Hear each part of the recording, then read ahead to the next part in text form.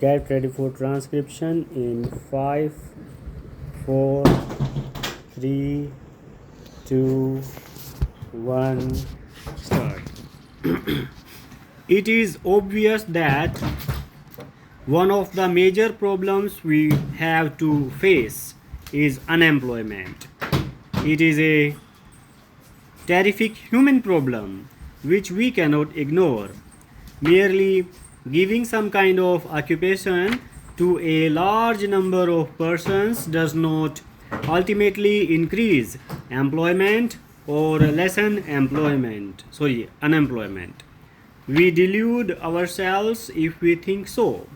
As honorable member of this house remarked outside the house, I believe that a good method of giving employment to a large number of people would be by abolishing the railways. In fact, in that event, there will probably be some kind of hand carts. If many people will be pushing them, some no doubt will be sitting in them. That would be a completely wrong approach to this problem. Employment comes through newer and more effective means of wealth production.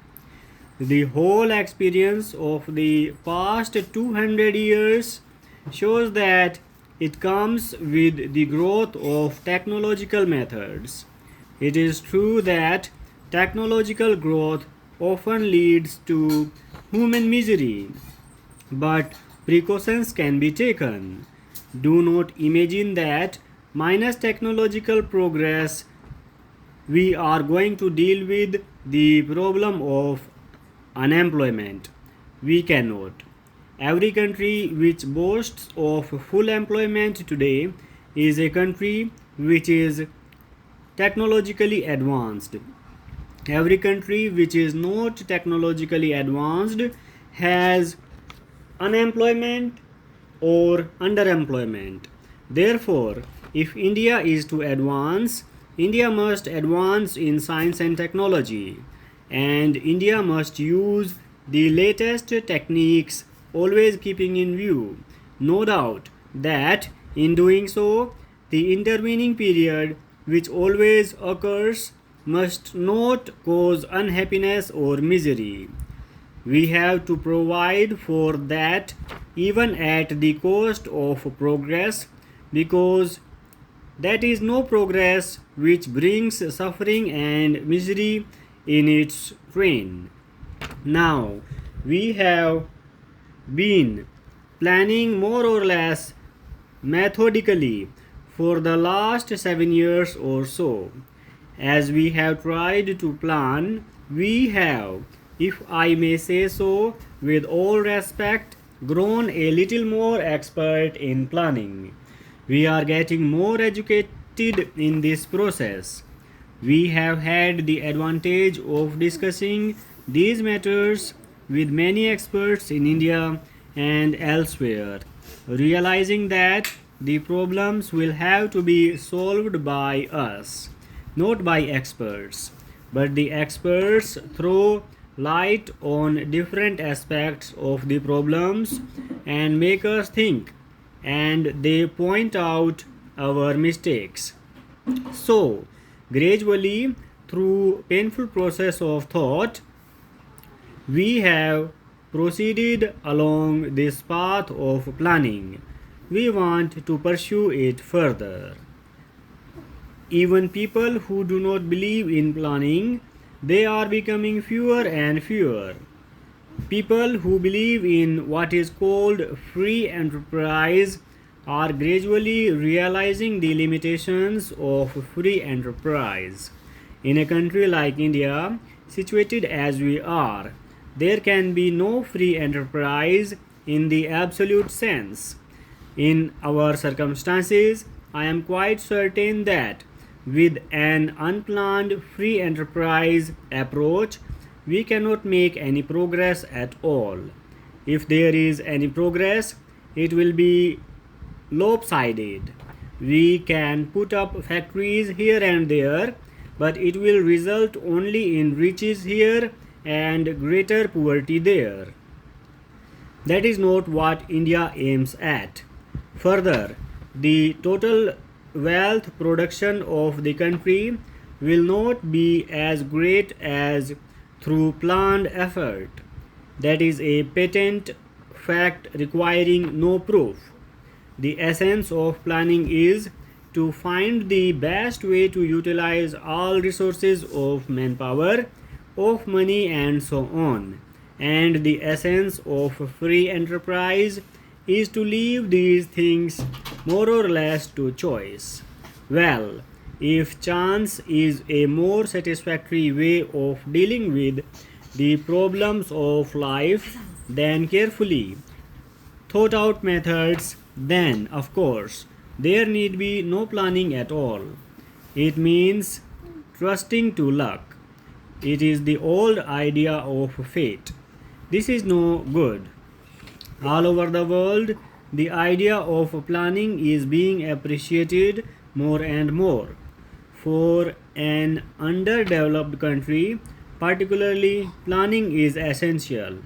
It may not be so necessary in developed countries, they can perhaps do without it, but there is no other way but planning for an underdeveloped country like ours. Again, India is a part of a region, South Asia, or a good part of Asia, which is more or less undeveloped. As a matter of fact, even the progress and development of India necessitates the development of the countries around India. I do not mean to say that we cannot develop unless those countries also develop, or that we should interfere with them. My point is that it is in our interest that other countries also develop. To think that the development of other countries comes in our ways is true only in a colonial pattern of society where we want to buy cheap raw materials from a country under our influence and impose our goods in a protected market. The that does not apply to free countries. It is in our interest politically and economically that other countries in Asia and Africa should also develop. We cannot unfortunately help them much because our resources are limited, but tried our fast to help them in their development program. Sir, the University Grants Commission has already started making its impact on the universities, and the House will bear with me that the Commission has before it the most difficult task of reconstructing and rehabilitating our universities, and I think I am expressing the general opinion of the House when I express my feelings of gratitude to the chairman as well as to the members of the commission. Sir, the commission had to face certain difficulties during the year under review. I shall first of all say a few words with regard to these difficulties. The House is aware that the year under review has been a year of great strain and stress.